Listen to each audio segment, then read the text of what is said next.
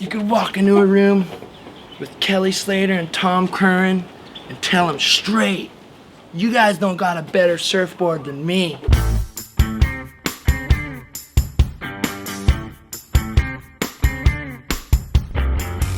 I just remember one day when I got these, it was like perfect 12-foot pipe, and my dad's like, "Oh, take your 8.0 down," and I was like, bro, everyone's gonna like laugh at me, kind of, and he's like, "You'll be laughing at everyone else, not them laughing at you. You'll be out there and it'll be piping.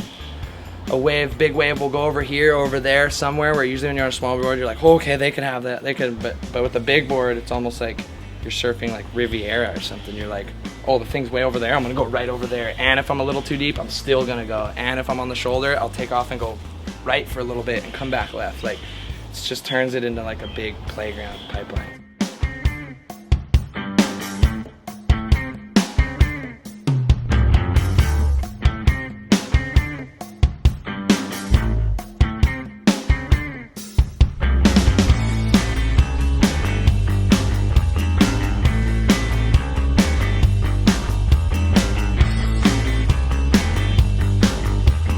I don't have any boards like this. It's like an old, like usually most of the boards, they go wider up up here and get pulled in, but this one's more like wider back more, and I like how I just thought it was weird. And then it's got these big square rails, like super hard, weird, squarey rails where I just thought you could kind of ride it anywhere. So my crush on this thing started, I tried it at sunset one day, like really big, no one out, sunset, and I just figured, oh, I'll sit on the inside bowl and whitewater a couple little whitewater takeoffs and maybe pull in or do a turn, and then it ended up just catching some bombs. And I was like, oh, I might try this at pipe and back door, and then it went unreal at pipe and back door, and then I used it in all like a lot of small waves and stuff too. It worked really good, but I think something about these channels being up here and back here flat, it gives it this feeling when you take off. It depends where you stand, but if you're back here, it feels like almost like a like there's air bubbles back here or something. So you could like slide it, like almost like the tail. It feels really slidey when you step back on the tail. It's like whoa, like drifty and slidey. And as soon, I feel like if you step right where the channels start, you put your back foot right there, it does this weird, just like super lock where you won't be able to do a turn, but the thing will fly.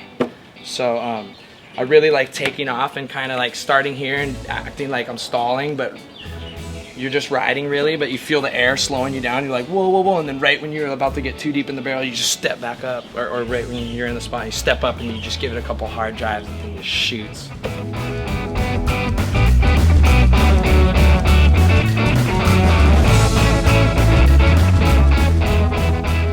My dad always talked about these blue railed boards. He always had when he was younger, like 18, 19, and Al's so gnarly, he came over and he's like, I made you 2 blue rails like your dad's boards. He's like, and I know your dad hasn't had a board this good for 30 or 40 years. He's like, you should get one for him too, and this and that, and I don't know, super funny. He's like, when he gave me this, he's like, you could walk, he was holding it, and he's like, you could walk into a room with Kelly Slater and Tom Curran, tell him straight, you guys don't got a better surfboard than me. He's like, and that's gonna be the fucking truth. so right when he said that, I was like, oh yeah, I'll take them both. How much do you want?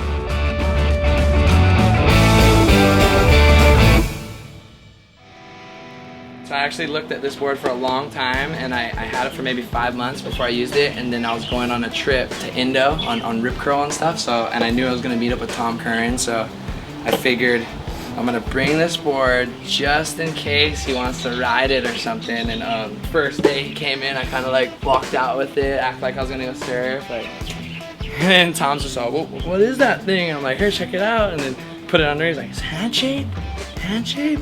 I'm like, yeah. And then he's like, can I try it? Boom, the mission was complete. He surfed pretty much the whole trip on it. Tried a couple cool fins and stuff. And this is a big, like, really like special board for me.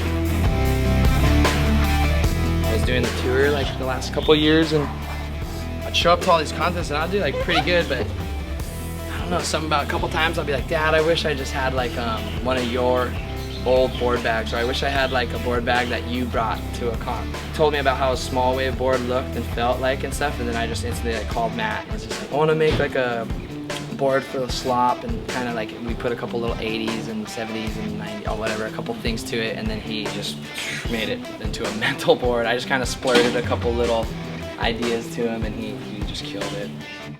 This one's a 6'7" troubleshooter, and it's actually similar to the Tommy because I'll take off and you could feel a little bit of the air, or I feel a little bit of air bubbles under my tail, so it feels like if I wanted to, I could push and it'll like slide, but then it'll still grip and drive. So sometimes when I'll do a turn on these boards, I'll like start going, I'll feel a little bit of that, oh, there's a little air under there, and you could like push it and it'll slide a little bit, and then you could still rip into it, and then I feel like when it makes you think you're ripping like a little harder than you are, and then I think when you're thinking that, you actually do start ripping a little harder than usual. Yeah, I haven't used this one, I don't know much, but I've seen, I guess Matt made this one. I've seen a couple guys ripping on it, Crane, I think, and Nate Hellman's. The last one is just your average round nose fish, always one of my favorites from Matt, but he's been into it's a new carbon wrap deal, and it's really good because it makes the boards really strong, and I've had a few carbon wraps that are really good. I think it does some kind of twist. This one's a 5'4", 19 1/4 by 2.26. I know Andy and Corey and all of you started the 5'5", 19 1/4. So I always get mine 5'4", 19 1/4. Sometimes a little under 19 1/4 because they were like a little more like men. Yeah. I swear, or like, I don't know, something about back in the day. It was like all the men back in the days, they're just bigger everything. Like now, like you look at all those kids nowadays, you just get the random big guy here and there. You get like random, but for the most part, we're all pretty small compared to those guys.